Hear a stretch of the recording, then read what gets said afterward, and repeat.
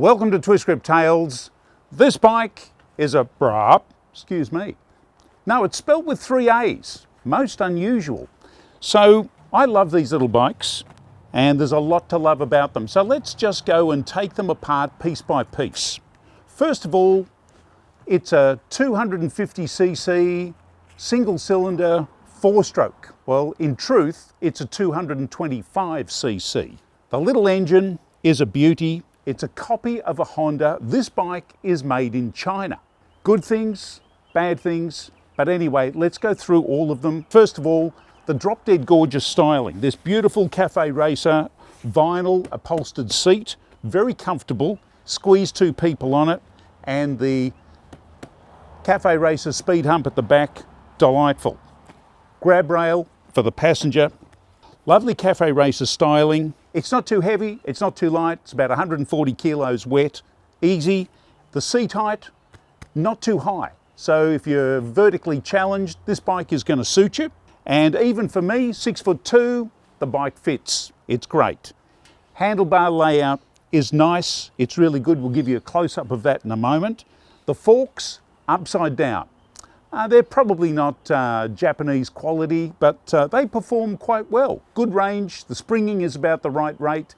Normal riding, lucky to use about a half. If you hit a serious bump, you're still not going to bottom out. In my opinion, the forks do a great job. I'm not sure we can say the same about the back. It's an old-fashioned 3-way adjustable springs. There's a little bit of oil slopping around in the shocks at the back. You can upgrade these to better quality Chinese ones for under $100, probably worthwhile. Toolkit located underneath the side panel here, and the air cleaner easily accessible on the other side. Electric start and a kickstart, most unusual. Honda make the CG125, the CG150 that every pizza in the world I think is delivered with. Sometimes it's a postie bike. This is one of those engines. It's a pushrod.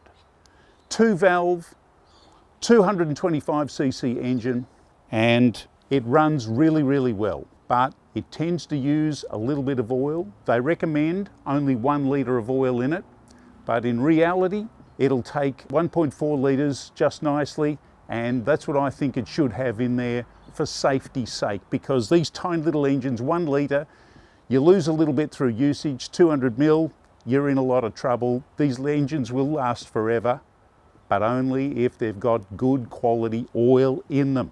Great little engine. This one has been modified with the NGK Racing spark plug lead, which will make it do at least 10 kilometers an hour faster. 2 thumbs up, and look at the color. Really nice. Mudguard and fitments, not too bad. Front brake works well. Hydraulic, twin set of pistons that drag through, so a twin pit. The brakes, front brakes work really well. The rear brake, sadly from the factory, the rear brake, which is a disc, is adjusted to drag, and a lot of these bikes have got the back brake worn out within a year because they're adjusted too tightly. They need a good service, and service is really interesting with these bikes, because even when you buy them brand new, they warn you that they only come with 200 mil of oil as delivered to the owner, and they do recommend that you get a service very quickly, or you add the oil yourself. So you don't want to ride this bike very far with only 200 mil of oil in it. You want to get a service done by a reputable organisation as soon as you can. You don't want to take it anywhere further than to home and to a service place when you get one brand new. Now, part of the classic look of these bikes is, of course, the wire spoke wheels. Very rare these days.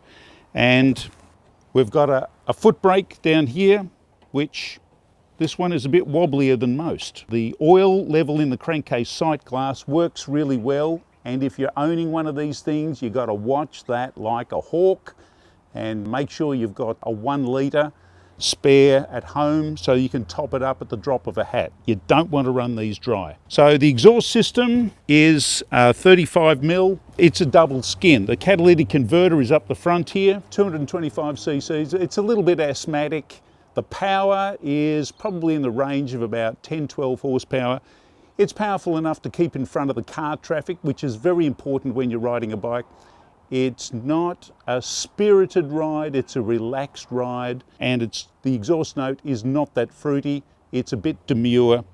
You can get a fruitier exhaust for it, which from a point of view of primary safety, letting other people know that you're riding a bike and you're there or thereabouts is a good idea. Let people hear that you're coming, and because they won't be watching you, they'll be looking at their phones. Indicators, and at the back here, a very pretty tail light. I like it's a very classic oval shape. We'll have a close-up of that. And old-fashioned technology, fuel tank, beautiful shape. It's got a manual fuel tap, that's right. You turn it off when you've stopped the bike, you turn it on before you start the bike, and if you run out of fuel, you've got a mechanical reserve. 2 thumbs up for that, but you've got to remember to do it. This is an old-fashioned bike. So if you're the sort of person that just likes to ride it and forget it, now buy yourself a Japanese bike. These bikes need to be serviced and serviced properly and regularly. You've got to do the tappets, because I said this is a push rod machine. You've got to do the tappets. These bikes are very, very sensitive to tappet clearances. From the factory, they come with 0 clearance. They need to be set to the proper 3 and 4 thousandths of an inch. What's that, 0.1, whatever it is of a millimetre. I'm not very good at that. Thousandths of an inch work well for me. And give them the proper clearance, and these bikes run really, really well, but they've got to be checked regularly, and that's important. So although this is a 2021 motorcycle, you got to treat it like a 1950s motorcycle, because that's the technology inside the engine. So it's got a set and forget CDI ignition, which is a good thing. No magneto, it's all electronic, set and forget. Spark plug, just need to check that. And if you're going to change the spark plug or check it yourself, make sure you put the copper or the nickel grease on the thread. You don't want to damage that aluminium thread in the head.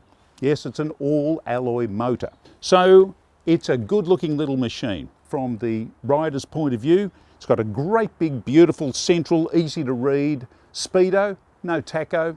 It's not a revvy motor. And these beautiful teardrop adjustable stainless steel mirrors. Lovely styling. It's a lovely bike to look at. You feel good riding it. So let's have a look at the other side. So around the other side of this lovely little bike, just want to point out these lovely little rocket-shaped turning indicators. And here are the controls for the choke, which curiously don't need to use the choke lever. These start up quite nicely on a Melbourne cold winter's morning without the choke. Just got to use a little bit of throttle.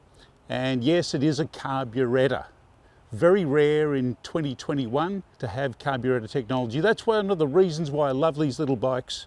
Tappets to adjust, carburettors to keep clean, and an ignition system, well, you don't even have to adjust the points. It's really good. It's a 26mm carby. The standard one is a 24mm carby, I think standard. This has had a 2mm bigger one put on. That'll just make it not so asthmatic. Looking forward to giving this little bike its first service at 300 kilometres on the clock, and that's a good thing. Now, one of the things to watch out for on this bike is the side stand. By law, it's required to self-reset, but this one, for some reason, is much more automatic and much more resetty than most. Check this out. It's gone. So I only got to sneeze, and this little beastie doesn't have a side stand at all. No centre stand, as is standard fitment, not a lot. But one of the most amazing features with all of this beauty, little engine, simple stuff, 1950s technology, is the price.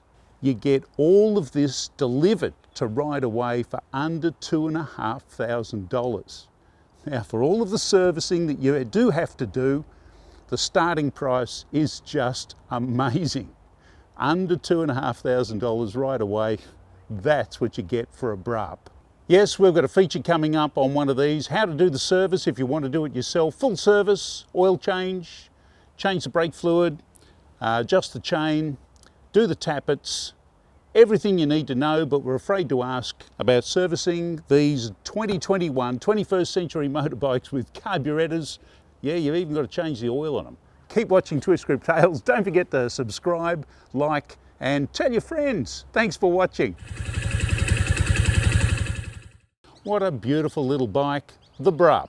Oh, excuse me.